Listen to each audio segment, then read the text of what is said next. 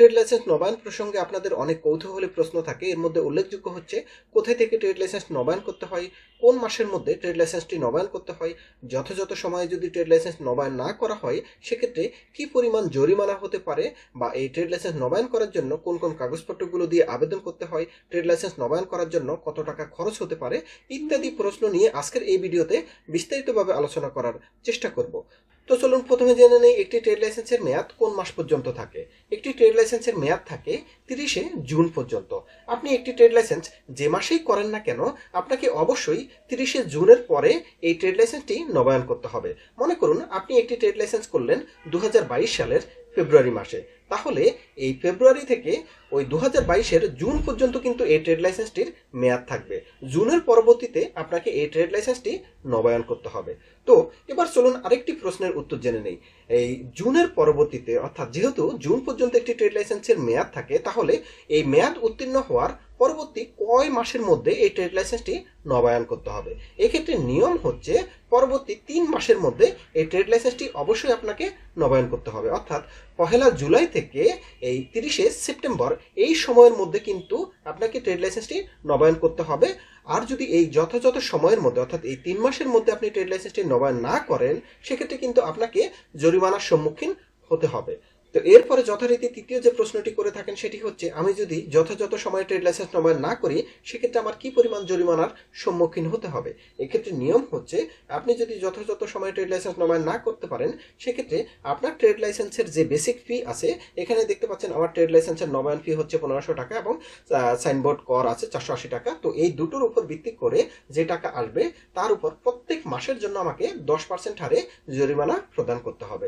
এখন আরেকটি মজার বিষয় হচ্ছে, আপনি যদি দেখা যাচ্ছে যে 1 বছর পরে ট্রেড লাইসেন্স নবায়ন করেন সেক্ষেত্রে এই যে প্রত্যেক মাসে 10% হারে দেখা যাচ্ছে 12 মাসের জন্য প্রায় 120% জরিমানা হবে। সুতরাং আপনার যদি ট্রেড লাইসেন্সের নবায়ন ফি হয় 1000 টাকা, সেক্ষেত্রে 1 বছরের জরিমানা হবে আরো 1200 টাকা, অর্থাৎ যেহেতু 120%, তাহলে আপনাকে টোটাল জরিমানা দিতে হচ্ছে 120% 1 বছরের জন্য, আর প্রত্যেক মাসের জন্য কিন্তু 10% হারে। এখানে এই জরিমানার ক্ষেত্রে আরেকটি মজার বিষয় আছে, সেটি হচ্ছে যেমন আপনার ট্রেড লাইসেন্সের দেখুন জুলাই, অগস্ট, সেপ্টেম্বর এই 3 মাস পর্যন্ত কিন্তু আপনি যদি ট্রেড লাইসেন্স যথাযথ সময়ে নবায়ন করেন সেক্ষেত্রে আপনার কোনো জরিমানা হবে না।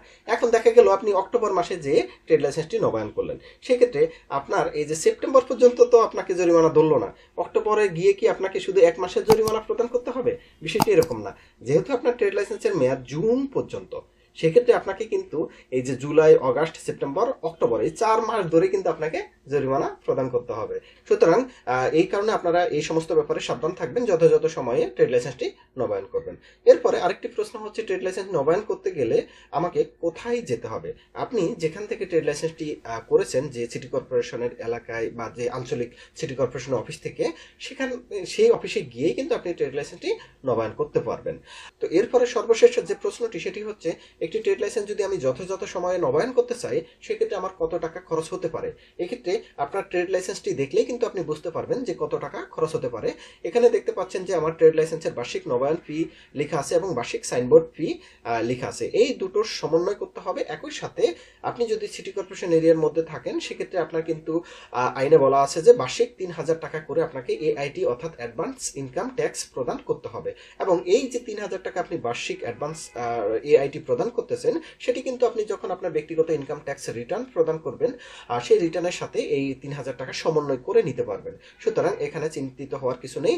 সুতরাং আপনার যে ট্রেড লাইসেন্সের যে ফি লেখা আছে তার সাথে এই এআইটি যুক্ত করে যে টাকা হবে সেটি কিন্তু আপনাকে ট্রেড লাইসেন্সের নবায়ন বাবদ প্রদান করতে হবে। একই সাথে আরো টুকটাক কিছু হয়তো বা সামান্য কিছু খরচ হতে পারে। তো এই হচ্ছে মোটামুটি একটি ট্রেড লাইসেন্সের নবায়ন প্রসঙ্গে যে সমস্ত প্রশ্ন সচরাচর আপনারা আমাদের কাছে করে থাকেন সেগুলোর উত্তর নিয়ে কিন্তু চেষ্টা করলাম যে আপনাদেরকে সামান্য কিছু ধারণা প্রদান করার।